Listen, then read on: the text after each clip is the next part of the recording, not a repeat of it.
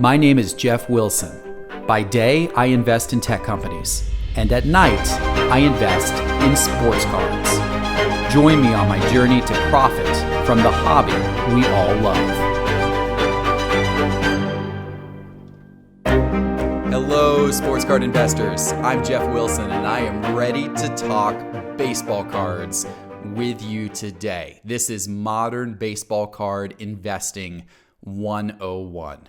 I am back in the States, back from my travels abroad. Happy to be back in my studio today, working on a lot of new content for you this weekend, a lot of new episodes which will roll out in the next couple of weeks, which I'm excited about. Today's episode is going to be a great primer episode to get you ready, a great episode to talk about baseball cards from an investment standpoint. A few weeks ago, I put out an episode that many of you watched called Modern Sports Card Investing 101. And it was an episode that covered a lot of the basics of investing in sports cards. We talked about things like what's the difference between PSA grading and BGS grading, or what's with all these different types of refractors, what are different sets you should concentrate on for each sport. It was a really good kind of basic episode for people who are relatively new into investing in sports cards.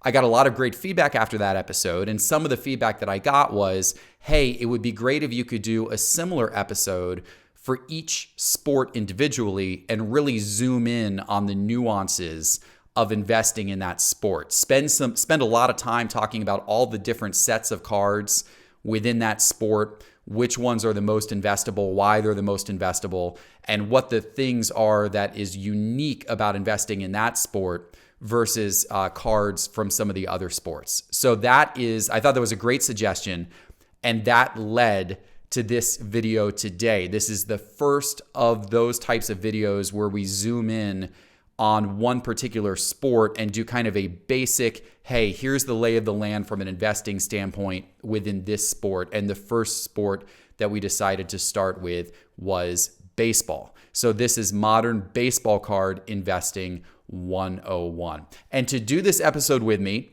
I brought back in my friend, Joe Davis. If you watched my last episode, you saw Joe. Joe owns one of the best card shops in all of the country. In fact, Topps, as you know, the big baseball card manufacturer, Topps picked Joe's shop as the #1 local card shop of the year this year. So Joe got a big award for that. He really knows his stuff. He's had a shop open now since the early 90s, and he's collected way before that. He also has one of the largest collection of baseball cards online that you can go buy. GotBaseballCards.com is his website with about 1 million cards on it. He's got about 1 million cards. He's one of eBay's biggest sellers, and his website's full of great cards, GotBaseballCards.com. So there is nobody who knows his stuff more than Joe Davis. And therefore, if I was going to do an episode about, modern baseball card investing 101, I figured why not go to the expert and bring him in. And so that's who we're going to be talking to today. And I have a great giveaway for you as part of today's episode. I have a great contest. This is something that you baseball card investors out there are not going to want to miss, because I actually went for today's contest. I went into my personal collection of vintage baseball cards, and I pulled out some stuff from my personal collection that I recently found, and I'm excited to give this away to one viewer of today's episode. So here's what I found. I found the Las Vegas Stars Minor League complete, I believe it's a complete set, can't guarantee it, but it looks like a complete set of Las Vegas Stars Minor League cards from 1986. But here's what makes this interesting. Included with this is Benito Santiago.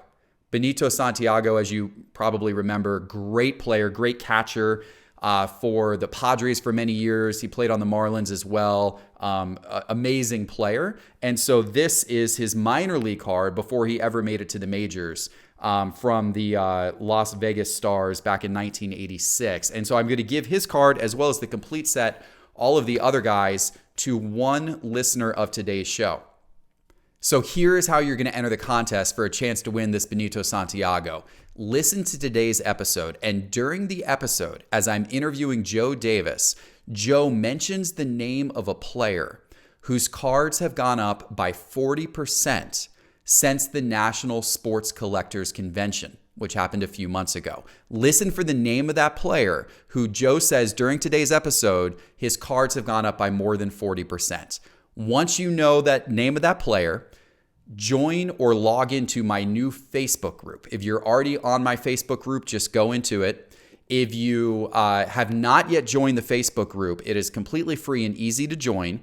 All you need to do is click in the show notes of this show. So if you're watching on YouTube or on podcasts, just expand the show notes so that you can see all the show notes, and the link to the Facebook group is there. Just click it, join the Facebook group, and within the Facebook group, there is a post that gives the instructions on how to give me the name of that player. And if you give me the name of that player, everybody who logs into the Facebook group and gives me the name of the player following my instructions will be entered into the contest.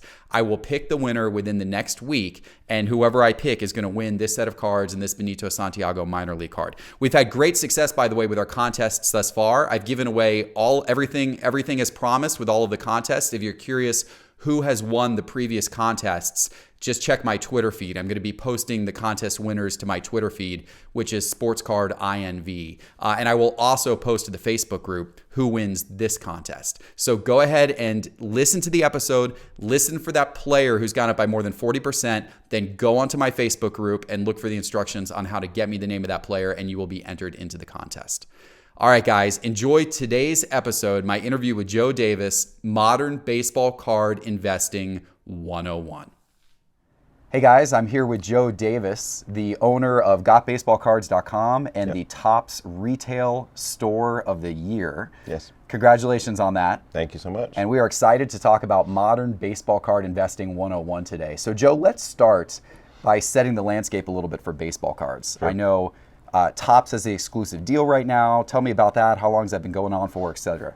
I believe it was 2010 that they got the licensing rights exclusive. Of course, Donruss, Panini still makes brands like Donruss and Donruss Optic and Chronicles, which are unlicensed. Still beautiful cards, but they don't have the team logos. So a lot of people, from the investment standpoint, prefer the Topps brands for that reason. Yeah, I was going to ask, would you stick, if you're getting into card investing, how big of a deal is it to have those major league logos? Like, would you stick exclusively looking at Topps, or are any of those other brands, worth a look at? Right now, what we're seeing in the market is typically the Topps brands are the ones that appreciate faster, better. More investors go after the Topps products. Most of our sales on the Donruss brands are more for people who are just collecting. They want to have fun. They do make some beautiful patch cards and autographs and things like that, and they do make some beautiful rookie cards. But from the investment standpoint, where I see people buying up a large quantity of somebody, it's usually a Topps branded card. Yeah, that makes sense. And one of the things that I recommend to people who are looking into getting into investing new for the first time is to concentrate only on specific sets of cards, because there's so much noise, right? There's so many different types of cards. So I think focusing, first of all, just on Topps for baseball really makes the most sense. And then within Topps, though, there's so many different brands, right? It's very much unlike, when I was a huge baseball card collector back in the late 80s and early 90s. It was a much simpler world back then. Let's talk about some of the various Topps brands, some of the key brands, and which ones you think kind of matter most from an investment standpoint. Well, yeah, we were looking this morning, and there's already been, 12, 13 different brands that Topps has produced this year, with several more to come. Typically, I'll give you kind of the top view that people always chase, because there's some brands that are really just more collectors buy them, they have fun with it, but it's not necessarily geared towards investors. The brands that are geared more toward investors are like the anything with Bowman in front of it. Sure, and we got some of those here, so I'm going to put a couple of these for those of you watching on YouTube. We're going to hold a couple up in front of the camera here. Yeah, here's the regular Bowman. So this is your regular Bowman series, and these come out. When did the regular Bowman series come out in relation to the season? Typically, right about the time the season starts. Okay. And then they are there's also a chrome version that they mix in there But the full brand for Bowman Chrome comes out actually next week. Okay, so I don't the have an normal example of that Bowman yet. comes out early in the season, and you get some Chrome cards within it. Extend, yes. But then when you want to go for the full Bowman Chrome, that's coming out basically late in the season. So where we are right now, Yeah. when you're watching the video, we're filming this. We're just a little bit before the playoffs, Right, and so right. I imagine they probably intentionally release Bowman Chrome to line up with the excitement surrounding the playoffs about to begin. Could here. well be, yeah. And then after that, there's the Bowman Draft, which comes out typically late November, which will highlight the new from the draft. But they'll also catch other rookies, and so it's also one of the most hottest products every year, Right? Because sometimes it'll be the first card of someone, and a lot of the speculators will buy up that product in case form, and they'll chase rookie cards of players in it because a lot of times it's their very first card. Sometimes they have to sit on those for 2-3 Yeah. years or more until that player comes makes it up to the majors. Yep. So like right now, you're seeing guys from 2014, 2015.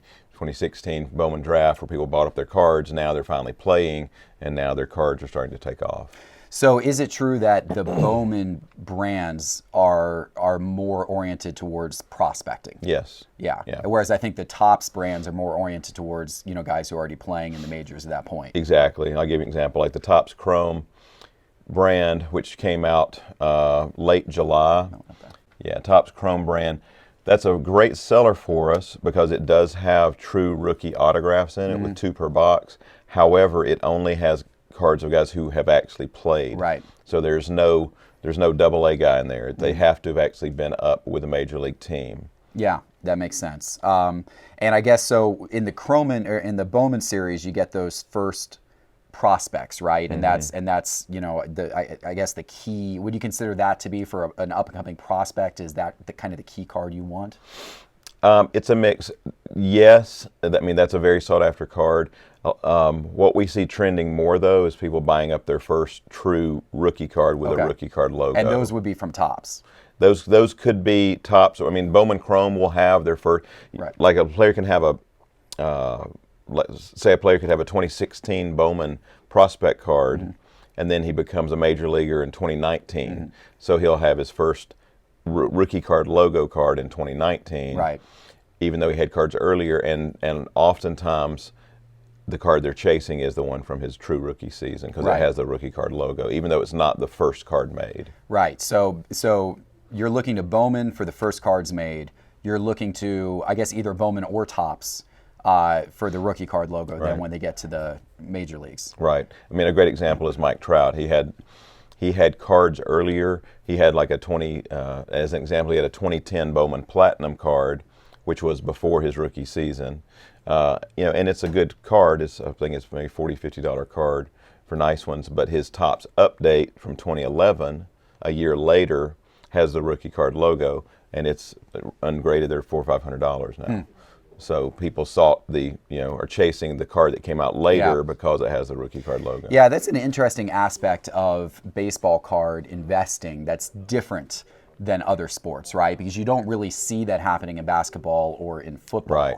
The rookie card is the first card. There's Right. not a card that comes out prior to that, unless you're going to get like a collegiate or some of the kind of fringe sets, like a Leaf may even have like high school cards or Correct. something like that. Yeah. But for the most part, everyone's going after the rookie card, whereas in baseball, it's a little bit more fragmented. Yes. In terms of, do you want the prospect? Do you want the rookie? Like, what's the key card? That can be probably a little more difficult for a first-time collector to figure out. Yeah, and I always encourage people to look at the trends because you can take, for example, Ronald Cunha. He had cards in 2016. He had cards in 2017. Then his rookie season, 2018. Even within 2018, there are certain brands that are much stronger than others because that brand historically has been sought after. Right. And just like the Topps Update is a perfect example. The Topps Update Trout is one of the most sought after modern era cards, and the Topps Update Cunha is very sought after. Even though there are other cards from that year that are printed in lesser quantities, that one is the one that's trending right now that people are buying up. It's fascinating how the sports card marketplace works, and it's as you said, it's not always about the quantity printed. In basketball right now, one of the things that I'm seeing is that, Prism, which is one of the big, sets, probably the premier set in basketball that everyone collects, the Prism Silvers, which is the key card that everyone, lusts after, those are, the print runs on those have gotten really, really, really high. And there are other cards like the Prism Blues, which are numbered to only 199. Yet the Prism Blues are oftentimes less valuable than the Prism Silvers, and the Prism Silvers right now are sometimes 20 times or more the print run of the Prism Blues. Interesting how that dynamic works, but it's where the market... It's not a straight line. It's not a straight line, and that's hard. That's an important concept for people getting new into investing, is you have to really understand what those key cards are. Right. And is the best way to figure that out in baseball, is it just to look at historical price data? Or what do you think? How would somebody new kind of figure out, like, okay, so there's so many Cunha cards, which one do I want to go after? Yeah, I mean, that's something we do every day here in our store, is try to educate people on, which cards to go after, and it's based upon history of other players, because every year there's a Topps update set that comes out, and there's guys in it, and it's that, like this year, you'll have, for instance, Tatis, very sought after rookie card, Fernando Tatis Jr. He already had a Series 2 card, but his Topps update card will probably be more in demand. And part of the reasoning in that is Topps Series 2, of course, it came out in boxes, it came out in hobby boxes and blaster boxes and jumbo boxes, but those same cards are also issued in the factory sets. Same was true last year. Cunha had a Series 2 Topps card, which you could get in every factory set of Topps. It was sold in our store, it was sold at Target, sold at Walmart, sold all over the country. The Topps update card you could only get in packs of that product. They were never issued in a factory set form. So, for instance, the Topps update is a brand historically, really, especially since the Trout card took off in 2011, that collectors and investors chase their Topps update rookie card. That is fascinating. That's a really good point about this, the sets, and the fact that if you can get those guys in the set, it somewhat devalues, being able to pull them out of a pack, as a big hit. Because like, oh, that's a great hit, but you could also go buy the complete set, and they're in there as well. Right. Interesting.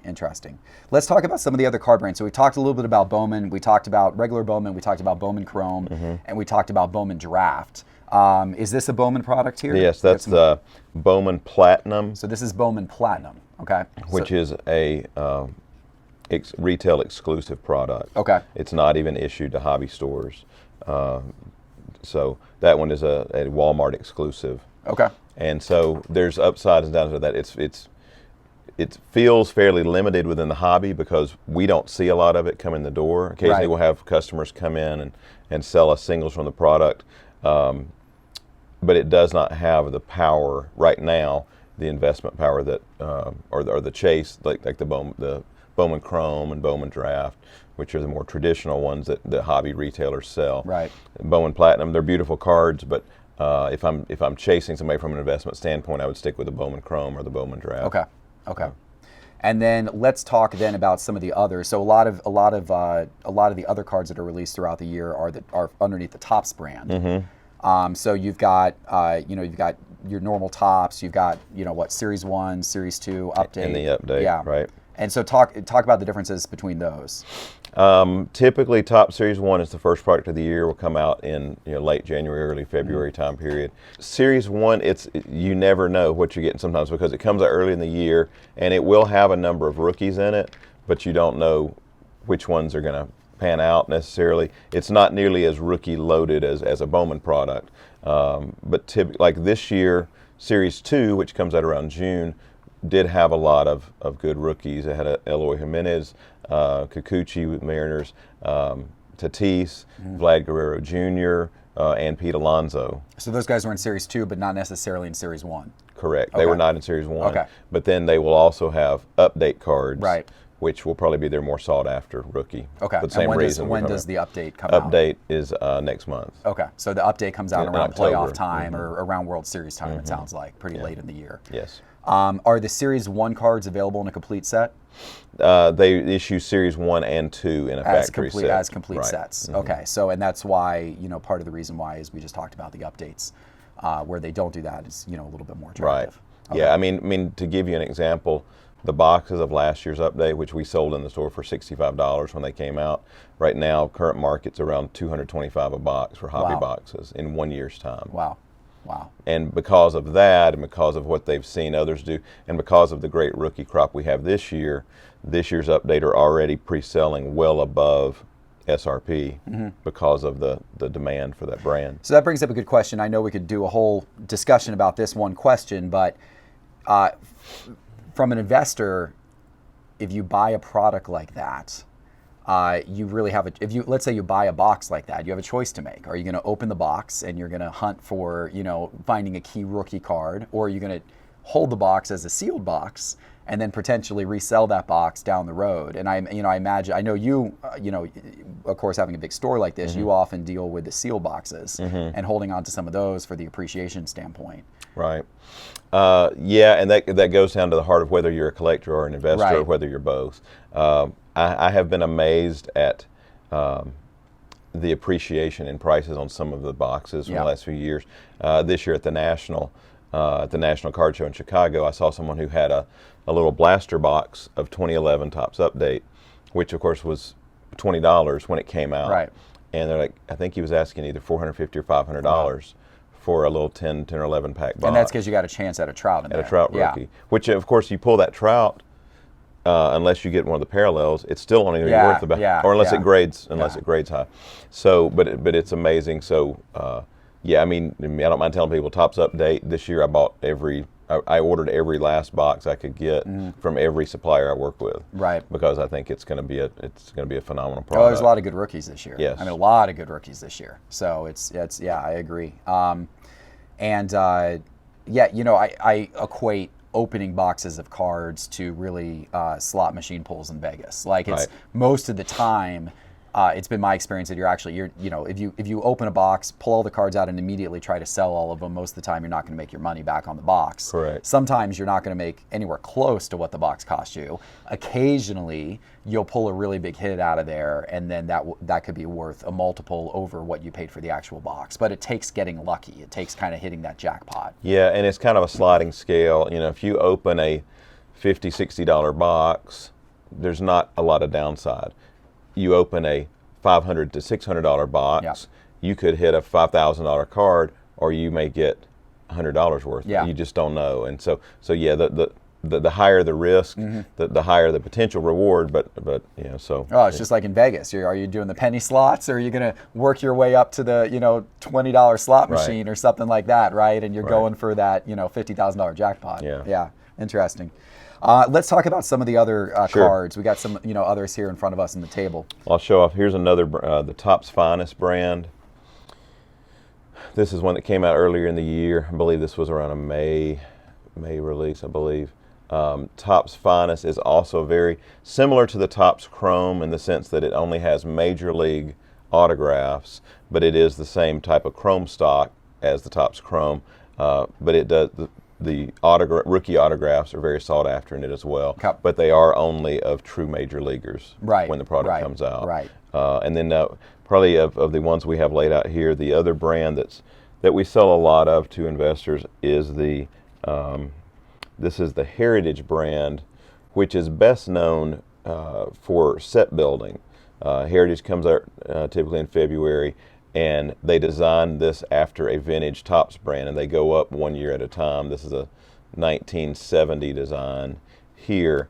The first series is typically not big with investors, but the Heritage High Numbers is, because that's kind of their catch-all. They only do the two products. They do the regular Heritage. It's not like Topps where there's a Series 1, Series 2, and update. They just do regular Heritage and Heritage High Numbers. And the Heritage High Numbers is typically loaded with rookie cards. Last year's Heritage High Numbers is a very sought after brand.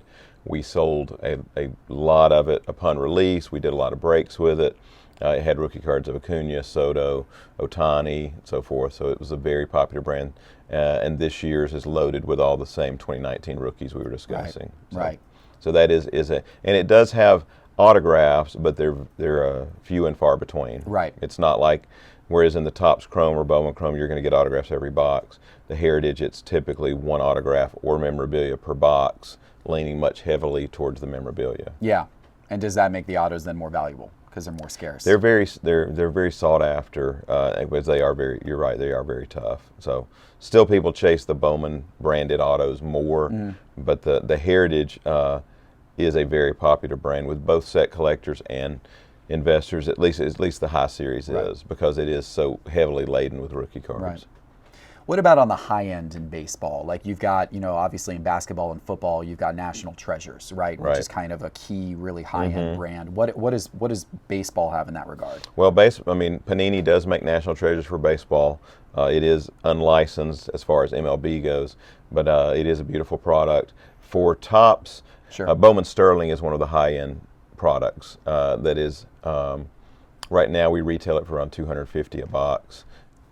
This is the product, with 5 autographs per box, typically rookie autos. And how many total cards? It's just 5 cards too? No, it's a handful. It is 6 cards per mini box, so 30 cards in a box. Okay, so you get some base cards in there, but then you're going to get a lot of autos. So, and it's not super high end like National Treasures, but it is right now it's like roughly a $250 retail box, 5 autos per box. It does have some very high end autographs, and because it's the Bowman brand, you can chase. Prospect auto has Wander Franco autos in it. Gotcha. So it's got both major leaguers and those who have not reached the majors yet. Now, when does that come out? That just came out in August. Okay, so and this is the relatively first time they've series. done this in several years. Oh, okay. They brought this brand back, and it's been very successful. Has gone over very well with customers. Okay. So that's one of their brands. They do a triple threads, which is a really high-end product. It comes out, I believe, around May typically, but it's more of a memorabilia auto-based product. It is only major leaguers as far as the card content, but it does sometimes have legends in it as well. But it is a high-end product, but not very focused on rookies. So it's not a big brand with investors. Right. Luminaries is a high-end product that just came out. We've sold everything we have on it right now. It's a 1-card pack, literally 1 card that's encased, which we did have a customer pull a Fernando Tatis auto jersey. Oh, wow. Nice. I believe it's numbered to like 10 or 15. Nice. But it's about a $225 box for 1 card. Yep. So that when you talk about high end, you're paying $225 to get 1 card. Yeah. But that was an incredibly strong seller for us last year. Yeah. And it does have rookie content, but only true major league rookies. Right. You pretty much have to stick with the Bowman brands in tops, or some of the other brands from Panini if you're wanting rookie cards or I should say first cards of guys. Because again, in the Topps Chrome, the Topps Finest, the Triple Threads, Topps Update, all of those are guys who've actually come up in the majors already. Right. Okay, so we got a good overview of different types of cards. We're here in Atlanta, so obviously big Braves fan over here, big supporter of the Braves. And the Braves are an exciting team right now. Cunha's doing great. We got a lot of great momentum going into the playoffs. So you brought out here some of Acuna's cards, and I think maybe showing some of these kind of will show the progression through several of the sets that we just talked about. Right. Yeah, I'll just give you an example. This is a 2016 Ronald Acuna Heritage Minor League card, which is his only really standard 2016 card. So that was from the Heritage set? The Heritage Minor League set. Heritage Minor League set. Yeah, showed him with the Rome Braves. Okay. And then by 2017, again, he was still a prospect, wasn't in the majors. This is one of the other brands that we didn't even get to discuss yet, Bowman's Best, which is a really late season release. This year's has not come out. It typically comes out in December. But it's typically a very colorful chrome set. But again, this is a prospect card. In early 2018, this is a Bowman card from last year on Cunha before they had printed his true rookie cards. This was the early season Bowman release. Notice it does not have the rookie card logo. It was still a prospect card at that time. So these 3 that you've shown so far, how are these kind of ranging in value compared to one another? The Heritage Minor League is very strong. Okay. It is his first card. Because people want to get that very first card, the very first minor league card. And it's a very attractive card. You know? And it helps that, whereas you'll see some players, their minor league affiliate has a different name. at the time, the Rome Braves, it's still a Braves card. Right. So that's got appeal to Atlanta Braves collectors as well. That's a very sought after card. Graded, like PSA 10s are about $150 on this card right now. Okay. The others, both of these we sold for less than $10. Okay. Okay. They're not, so even though they're early cards of his, they're not as sought after as the first. Right. Then we've got, this is his Series 2 Topps card from last year, which was a short printed card in the packs. They short printed both Cunha and Gleyber Torres. So it was very tough to pull in the packs. It's still a very tough card. However, it did become more plentiful as they released the factory sets. Right. Because it was, found in the factory sets. This is a very unique, and I don't mind sharing, this is one I'm investing in. This is the Topps Holiday Acuna rookie card. Now, it looks like it's the same design as the Series 2. Right. But it's a variation of it, right? It is. I guess, kind of a refractor type version of it, I guess, from a supplementary set. Yeah, actually what this is, I'll show the two poses here. This is the Series 2 here. This is the Topps Holiday card.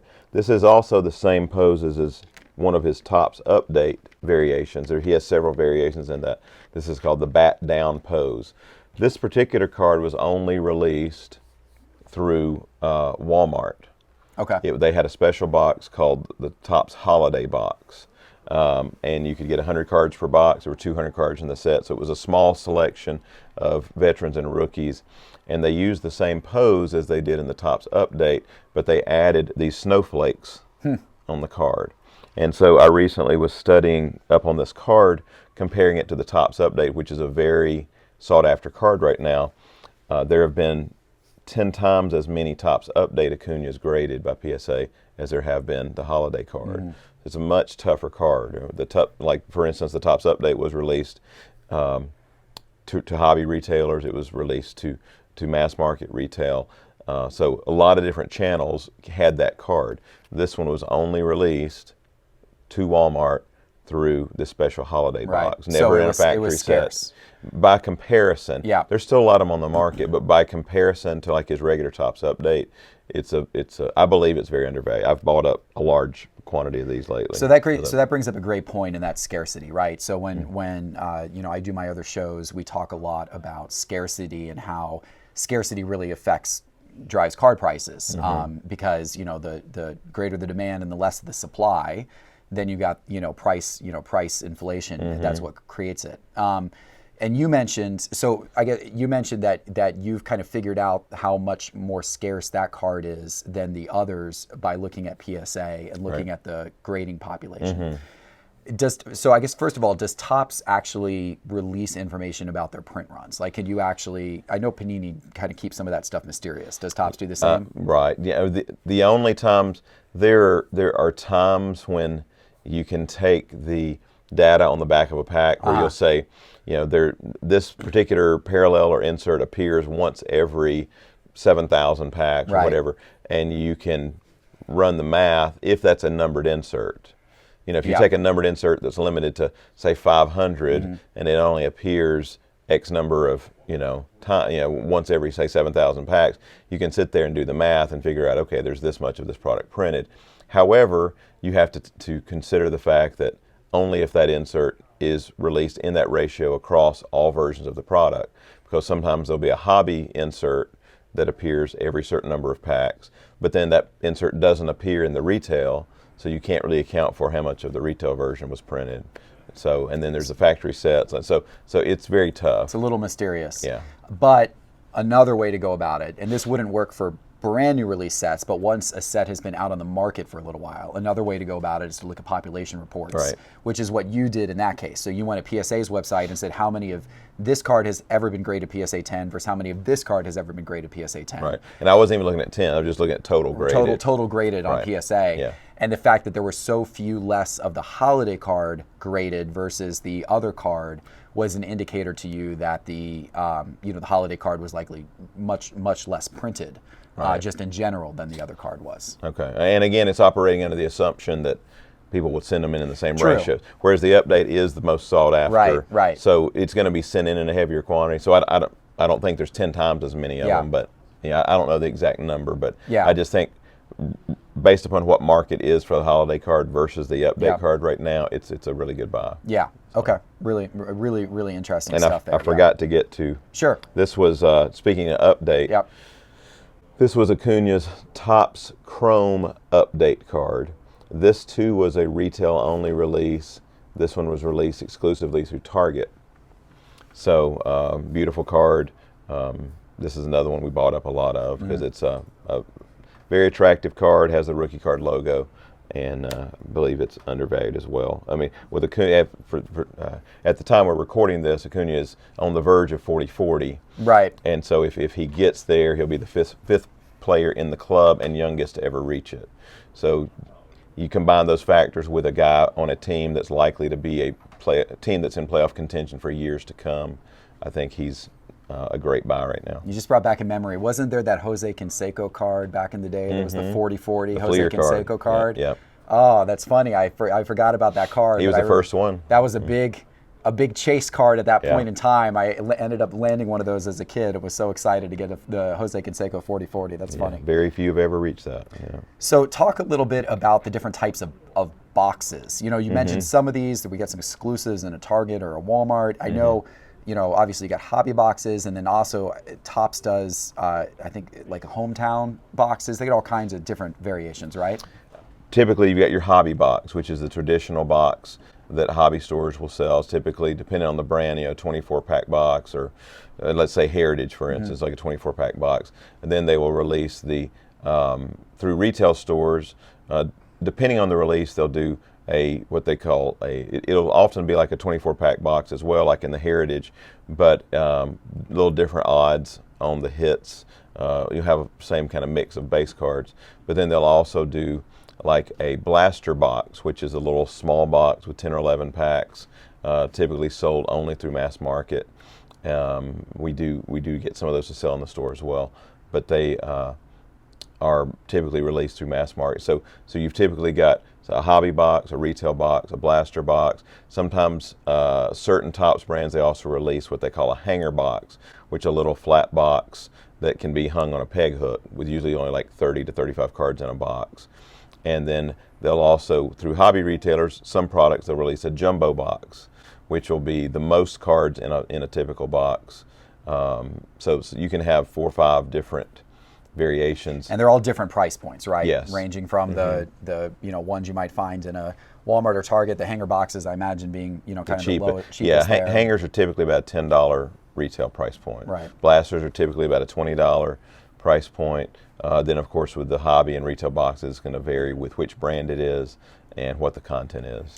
So, from an investment standpoint, is it? Are you necessarily getting more bang for your buck as you're going up in value? Like if you've got $300 to spend, are you better off trying to get the biggest box you can, the jumbo, for that price point, or are you better off trying to buy a whole bunch of blaster boxes, for example? I typically always recommend the hobby boxes, right. But we had a customer last week. He was buying Panini Chronicles. He bought a blaster box and he pulled an Otani autograph numbered to 5. So you just never know. I mean, there's always that shot. Speaking of, we have Bowman Chrome coming out next week, which is a hobby-only release. There's no blasters, there's no retail.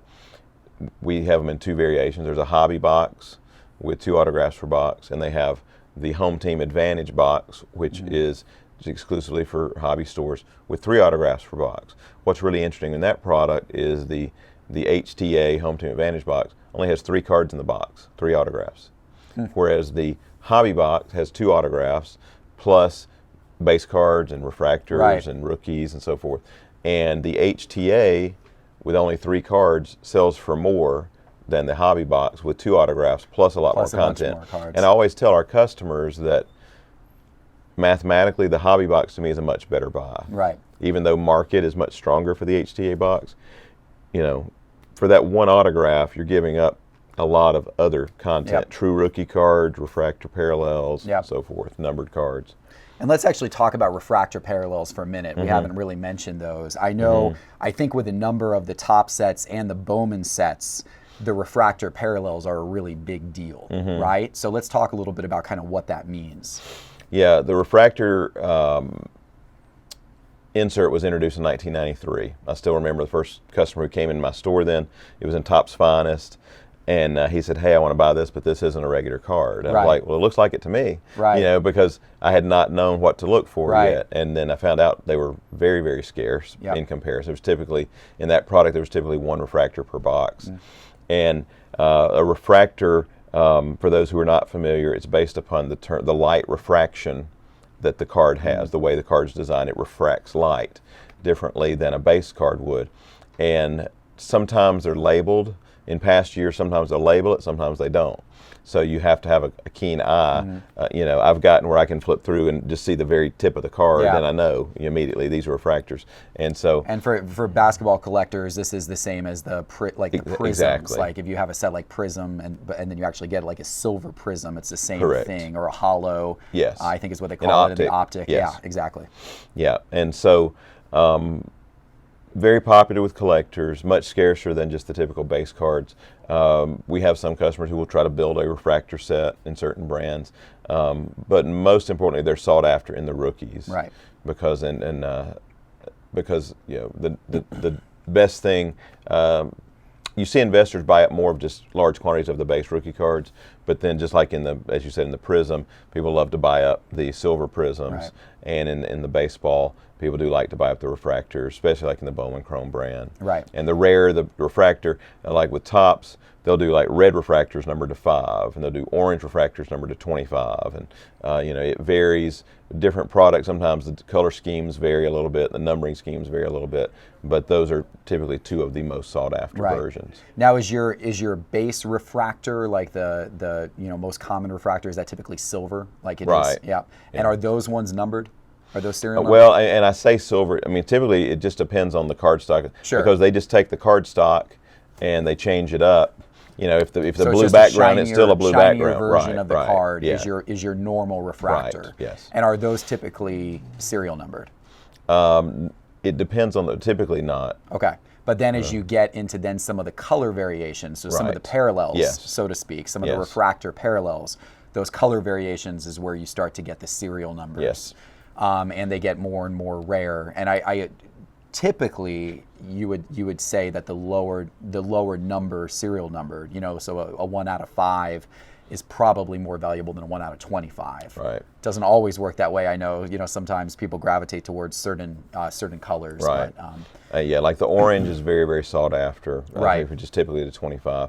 If I remember, I'm going on memory here, which is a dangerous thing, but like a Mike Trout Bowman Chrome Auto Orange, I think PSA 10, just sold for around 180,000, something like that. Yeah. So it's there is refractor autographs as well, which are the most sought after. And then the absolute pinnacle card is the superfractor, right? And that's a 1 out of 1. So there's only one of those printed per card, per for that set ever. Right. Yeah. Yeah. A lot of times there'll be.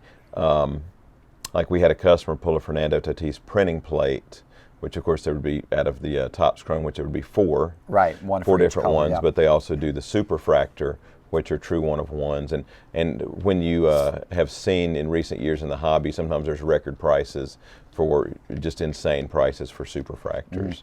I remember it was groundbreaking in 2010 when Steven Strasburg was the hot thing, was the hot rookie everyone was chasing, and if I remember, like his superfractor brought 16,000 or something, which that was 9 years ago. That was crazy. Now you can see him bring a lot more than that, but that was a lot of money 9 years ago for a rookie card to bring. Right. But it's always a thrill. Panini does the same thing with gold vinyl 1-of-1s. That's kind of the superfractor for Panini brands. Right. So Very, very, very cool. Talk about grading for a minute. Sure. What is the importance of grading when it comes to modern cards versus, maybe vintage cards or cards that have been out for a while? Where do you see grading playing in the baseball card investing world? I think it's been very critical. I think that, I've been an authorized PSA dealer since 1998 because I believe in the importance of knowing what you've got. And I've been in the hobby since the mid to late 80s. And, I still remember going to card shows and I would see vintage cards and I would look at them and then I was like, this looks, something, figure out the card had been altered. It had been retouched up or colored or trimmed to make it look sharper. And prior to grading, it was very easy to get burned, and uneducated consumer, and sometimes even educated ones, could get burned because a card's been altered or tampered with in some way to make it look better. And so when PSA came along in 1991, and then Beckett, I guess, got into it about 10 years later, it kind of changed the landscape. In a sense, it helps protect collectors. They, as I tell customers, they often bring in a vintage collection and they'll ask, what can I get for this if I just go put it on eBay? And I'll try to educate them, especially if the cards are in high grade. I'll say, I really recommend having these cards professionally graded first, because when a card is professionally graded, it's much more liquid, because you immediately know the buy-sell of that card. At the National this year, for instance, I saw a number of booths that had large stacks of like LeBron James Topps Chrome rookie cards, Kevin Durant Topps Chrome rookie cards, Giannis Panini Prism, and they're also buying up Cunhas and buying up Trouts and so forth. And they'll have stacks of that card, of their key rookie cards, all graded like PSA 10s. And I remember one booth had like 100 Topps Chrome rookies of LeBron, all graded, and a big sign that said, "Not for sale, buying these." You're right. And the thing is, and the thing is, if you've tracked that card since the National, I've seen that card jump about 40% since the National. Wow, goodness. Because man, I should have bought some more at the National. Yeah. I was actually about to buy. I ended up buying a Jordan instead. I was debating whether I was going to buy a nice high-end graded Jordan or if I was going to buy a bunch of graded LeBrons. Yeah, I was shocked. I had a customer come in and say, "Have you seen how much LeBron Topps Chromes have jumped since the National?" Because he was at the National too. I was like, "No," and then I looked and I was like, "Oh my goodness, this is crazy," which just shows that there are a lot of investors who have gotten into the market who are, and they're buying up known quantities. They're not buying random ungraded cards. They're buying things where they know the grade, they know the condition, and so that's what I tell people when they get cards graded. I said, you're basically establishing, if this card grades a 5 or a 6, you pretty much know what mark it is. If you just put it on eBay and it's raw, you're giving your well, this is probably about excellent mint, and the consumer may look at it and go, no, it looks very good to me. And so you've got that quandary of what condition is it really, and PSA or Beckett or SGC, the leading grading companies, kind of help set that standard for that particular card. Yeah, absolutely. Yeah, and despite some of the scandal that's gone on recently with some trim cards getting through, PSA and BGS's grading, I still am a big believer that it is critical for the industry that we have graded cards. And yes, PSA and BGS need to, do a better job of hopefully finding some of that stuff and getting it out of the system. But I still think that's the very small minority, and for the most part, grading has been so helpful, because without it, that trimming and those alterations would be 1,000-fold what they are today. And fake autographs, cards. Absolutely, absolutely. Yeah, I agree completely. And it's sad that sometimes the negative press rises to the forefront. But it's really funny, because when a couple of those articles came out, I had people say, "Well, Joe, are you going to dump all your graded cards?" I said, "Well, no. In fact, I would love to buy all of yours." Yeah, exactly. Because there are millions and millions of consumers who have heavily invested in the graded card market because they believe in the value of having cards professionally graded. And I honestly, since that negative press came out, I've had more customers bring in cards for grading than I've ever seen over the last few months. Partly because I guess some of that came to light and people understood, oh, there's a way to evaluate my cards, and some people didn't even know about. And so in that sense, I think negative press has really turned into positive press. That is press. interesting. So PSA is actually perhaps getting more attention and grading is becoming more to the forefront. That's what I'm seeing. I wouldn't be surprised. The that article in the Washington Post, which was kind of the big one that got all the attention. I mean, it was all talked a lot about grading, and I bet there were a lot of people out.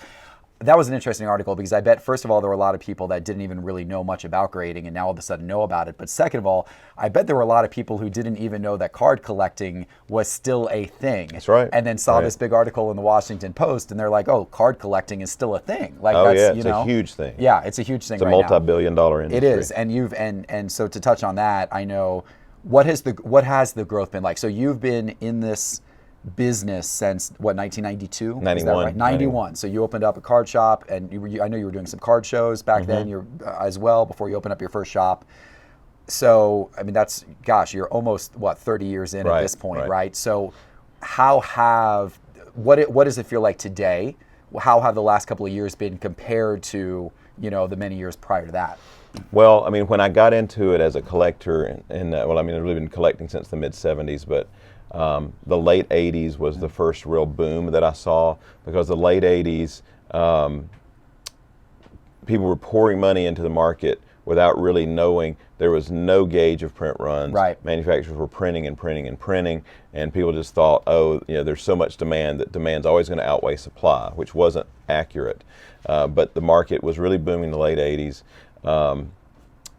Things in the last few years, I would say the last 5 years, the market has gotten healthier than I've ever seen it, in the sense that manufacturers have, and I applaud Panini, Topps, Leaf, Upper Deck, all of them have seemed to find that perfect balance of print runs and to match demand. I mean, there's plenty of times I wish I could get more of a product, but I also know that the product I do receive is going to hold its value.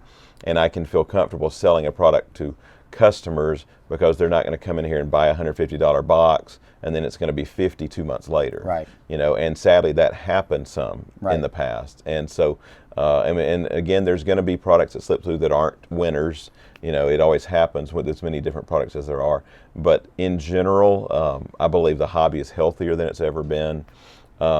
As I'm going to be sharing at the Industry Summit, next week in Las Vegas, from the time we're recording this, and one phrase that will be using and that I have used with customers to help them understand is that I believe there's truly been a seismic shift in the hobby over the last 3 to 4 years.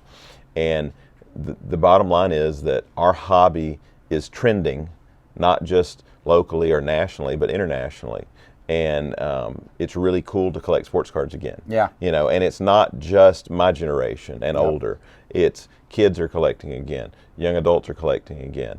And so sports is such a part of American culture that it's the perfect synergy of something to collect to help you enjoy what your favorite sports team and so forth.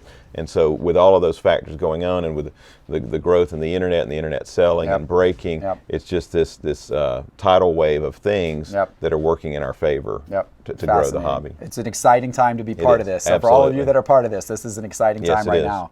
It really, really is. All right, so final question, and we'll wrap on this. Baseball card investing, baseball card collecting, from an investor standpoint, what are pros and cons to getting into baseball versus choosing to get into one of the other sports? So, someone who might say, well, should I be investing in basketball? Should I be investing in football? Or should I be investing in baseball? What are maybe the pros and cons to looking at baseball from an investment standpoint compared to the others? Okay. I guess one of the challenges in collecting baseball is there are so many players. Yeah. You compare it to especially to something like basketball with a dozen guys on a team. People know those players. Yep. The player. There's those few marquee names that everybody knows. Baseball, on any given week, one of my coworkers here will say, "Hey, we need to buy up this guy. He's got 5 home runs in his first 2 weeks." And then 2 weeks later, there's another guy he's gotten 5 home runs. And it's a constant chase. There's always a new high. I mean, Austin Riley, huge Braves fans here. He was tearing it up earlier this year, and I sent in a large number of his rookie cards. Right now, he's not playing so well. think he's going to turn it around. Great guy, and think he has a bright future with the Braves. But from an investment standpoint, I bought up a lot of his stuff because he had a hot start, and then he's struggled some since then. But basketball, football, sometimes those marquee names, Brady's always going to be hot.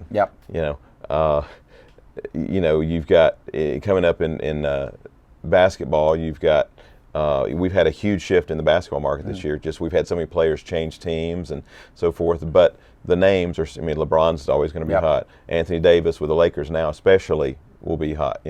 You've got a lot of young stars like Ben Simmons and Donovan Mitchell. And the other difference, I guess, with baseball versus other sports is baseball right now is still mainly an American institution. People in Germany aren't necessarily chasing a lot of American baseball players, whereas basketball is a more international sport. The players are better known worldwide. And honestly, for us, I believe if somebody says, where's the biggest growth in the next 5 years, it's not any of the major four sports, it's soccer. Soccer is the biggest international sport. Of course. Our company, we're now number 2 in the U.S. in soccer breaks, and we are constantly seeing more and more customers jump into soccer. And, American kids play soccer. They do. And so that's right. I mean, it's interesting, the demographic shift and how I think a lot of parents are worried about their kids playing football now due to the concussion issues. And so I think more and more kids getting into soccer and how that dynamic shifts in the upcoming years, and then what that means for sports card interest in soccer cards. And the value perhaps of some of the cards today that aren't being as widely collected. What those values could look like down the road if the soccer card market, really expands. Yeah. I mean, I personally have large quantities of certain soccer products, and a lot of the investment-minded people in the sports card industry are saying things like Lionel Messi rookie cards are a bargain right now. Cristiano Ronaldo rookies and autos are a bargain right now compared to other marquee names in other sports. So I think when you're talking about long-term, of course, I always tell people, invest in something you enjoy. If you've never watched a soccer game, don't go buy up a bunch of soccer cards. Invest. I buy up a Cunha. I get to watch him with the Braves, and we watch him here locally. We love the Braves, and so it's fun to invest in the local guys. And the biggest mistakes I've probably ever made in the industry from an investment standpoint was buying what I didn't know. And buying based upon, well, so-and-so said this is going to get hot, you better buy it up, And I still get those sales pitches from reps from, I had a distributor call me yesterday. He's like, oh, you need to buy this up, it's going to be great. I'm like, you don't know that. So we just don't know sometimes. But so I like to buy things that I know, and trust in things that I know. So well, we will have to do a soccer episode. I'm sure people would love a soccer card, including me. I would love a soccer card investing 101 because I'm not as familiar with that as these other sports, but I'd love to talk and learn more about it. So that's great. So with baseball, it really sounds like it's the variety of players, the depth of players, the depth of the rosters, and you got the minor leagues, which of course is something you don't have in football, you don't have in basketball, and it's such a wider landscape, which I think for somebody who really studies it, who really likes baseball, who's really into seeing what the prospects are doing and who's got who in their farm systems. It probably is a lot more of a fun chase than perhaps what some of the other sports can offer.